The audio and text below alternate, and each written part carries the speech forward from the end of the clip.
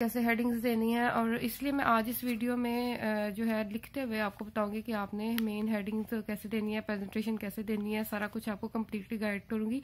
लेकिन complete paper नहीं बताऊंगी, जस्ट आपको एक आइडिया बताऊंगी कि हेडिंग्स मैं कैसे लिखती हूँ यूजिंग मार्कर्स। तो सबसे पहले जब आपके पास शीट आए, आपके पास आंसर शीट, तो आप सबसे पहले इसको फोल्ड कर लें। इस साइड से ज़रा फोल्ड ज़्यादा करें और इसी साइड पे हमने मार्जिन लाइन लगानी होती है। इसकी वजह सिर्फ ये होती है क्योंकि जब पेपर जो है वो पिनअप हो जाता है, वो काफ़ी आगे से करके एग्जामिनर जो है वो पिनअप कर देते हैं, जिसकी वजह से अगर आपने यहाँ पे लिखा हुआ है तो वो छुप जाता है, आपका लिखा हुआ शो नहीं होता और मार्क्स कटने के जो है वो चांसेस होते हैं। इसलिए हम ज़रा इसको ज़रा ज़्यादा फोल्ड करते हैं और ज़रा आगे करके लिखते हैं और इस साइड पे मार्जिन लाइन भी लगा देते हैं कि हम यहाँ से लिख रहे हैं, क्योंकि अगर आपने मार्जिन लाइन ना लगाई हो तो फिर एग्जामिनर को होता है कि आपके वर्ड्स जो है उसके अंदर चले गए हैं, पिनअप के अंदर। तो मार्जिन लाइन से पता लग रहा होता है कि आपने यहाँ से लिखा हुआ सारा, ठीक है। तो इसीलिए वन साइडेड मार्जिन लाइन लगाना ज़रूरी होता है। और जब आपके पास ये आंसर शीट आए तो आप फौरन मार्जिन लाइन लगाना ना शुरू कर दें। आप जस्ट क्या करें, इसको फोल्ड करें। आपके पास एक इनविजिबल मार्जिन है, अब आप उसके अंदर लिखना शुरू कर दें। मैंने आपको बताया है कि आप मार्जिन लाइन जो है वो हमेशा एंड पे लगाया करें और पेपर के जो हेडिंग्स हैं उनकी भी एंड पे आप मार्जिन लाइन्स लगाया करें। अब मैं यहाँ से लिखना स्टार्ट कर रही हूँ। सबसे पहले जो है अब सेक्शन 1 की हेडिंग देते हैं।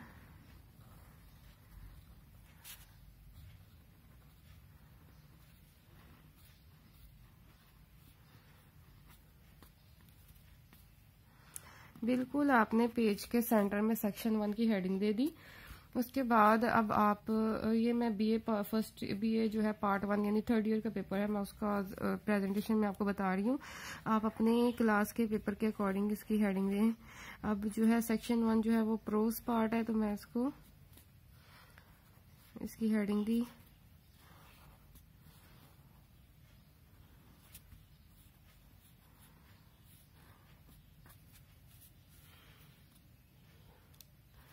बीएससी का जो इंग्लिश का पेपर है, इंग्लिश लैंग्वेज का, उसका जो सेक्शन 1 है वो प्रोज पार्ट पे है, इसलिए मैंने उसके प्रोज पार्ट की हेडिंग दे दी। आपका इंटर का पेपर है, शॉर्ट क्वेश्चंस का है, तो आप शॉर्ट क्वेश्चंस की हेडिंग दे दें।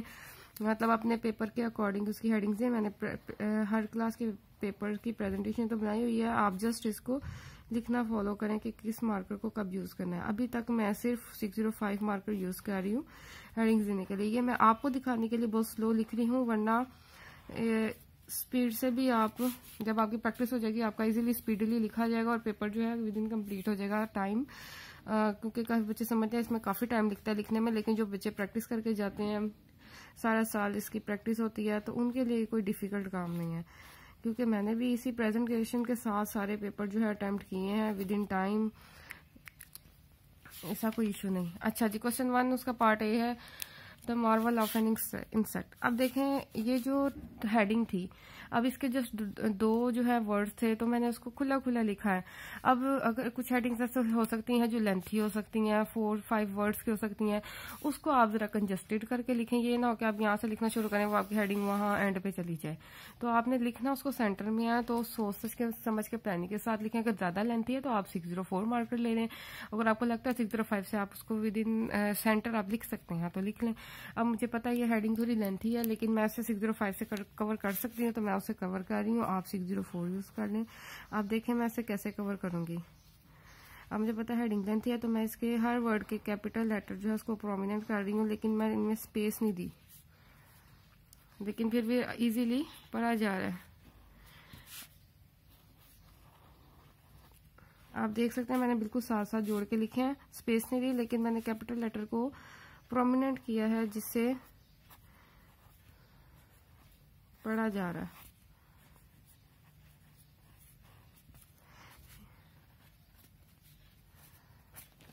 ठीक है। इसके बाद अगर आप राइटर का नेम लिखना चाहते हैं तो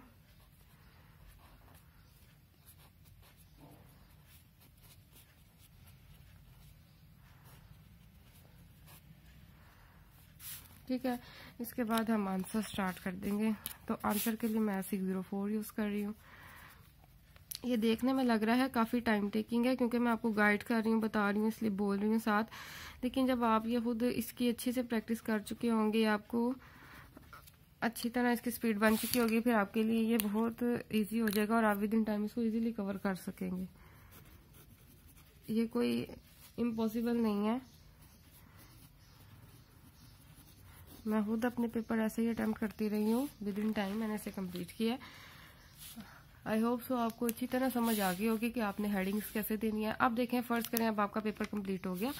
अब मैंने क्या करना है, सबसे पहले जो मेरा काम है वो मैं हेडिंग्स को अंडरलाइन करूंगी। ये मेरा मार्कर है जिसे मैंने कट किया हुआ है, आपको मैंने वीडियोस में बताया भी है। अब देखिए, मैं सिर्फ इनकी मेन पार्ट को हेडिंग देने अंडरलाइन करने लगी हूँ। ठीक है,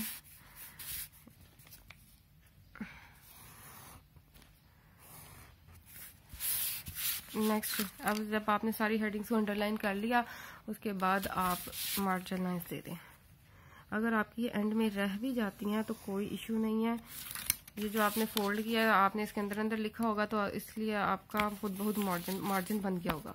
अब ये देखें प्रेजेंटेशन, अभी मैंने आपको बताते हुए इस टाइम दिया है, लेकिन जब मैं खुद इस लिखने बैठूंगी तो मैं इसे with in 2 to 3 minutes easily लिख लूंगी। और आप भी लिख सकते हैं अगर आपकी स्पीड अच्छी है, और स्पीड अच्छी तब होगी जब आप इसकी प्रैक्टिस करेंगे, मार्कर को यूज करना सीखेंगे। फर्ज करें अगर आपकी राइटिंग नहीं अच्छी है, आपको मार्कर का सही यूज नहीं आता, तो फिर भी आप अपनी राइटिंग के अकॉर्डिंग भी आप इस तरह हेडिंग्स देंगे, तब भी आपका पेपर नीट लगेगा, अच्छा लगेगा। लेकिन आपने किन चीजों को फॉलो करना है, आपने देखना है किसको बोल्ड करना है, किसको नॉर्मल रखना है, कौन सा मार्कर यूज करना है। वो आप जो है, मैं जो वीडियोस बनाती हूँ पेपर प्रेजेंटेशंस की, उनको अच्छी तरह फोकस करके देखा करें, मैंने किस हेडिंग को ज्यादा बोल्ड किया है और क्या किस तरह लिखा है, उनको फॉलो किया करें। आप देखें, हेडिंग लाइट थी तो मैंने उसको कैसे कवर किया है। इसकी हेडिंग जो है वो शॉर्ट थी, पर मैंने उसको फैला के अच्छे प्रोमिनेंट कर दिया है। ठीक है, इन चीज़ों को फॉलो करें, आपका पेपर ज़बरदस्त भी लगेगा, प्रेजेंटेशन भी अच्छी आएगी, नीट भी लगेगा, एग्जामिनर भी खुश होगा। क्योंकि जो इस टाइप के क्वेश्चन होते हैं ना, जिसमें एग्जामिनर ने अपनी मर्जी से मार्क्स देने होते हैं, उसकी प्रेजेंटेशन आपको बेस्ट रखनी चाहिए। अब कुछ स्पेसिफिक क्वेश्चन होते हैं ना, जिससे आपको मिलने ही उतने, अगर आपने ठीक लिखा आपको एग्जैक्ट मार्क्स मिल जाने हैं। लेकिन ये कुछ इस टाइप के सब्जेक्टिव टाइप के क्वेश्चन होते हैं जो एग्जामिनर पर डिपेंड करते हैं कि आपको कितने मार्क्स दे।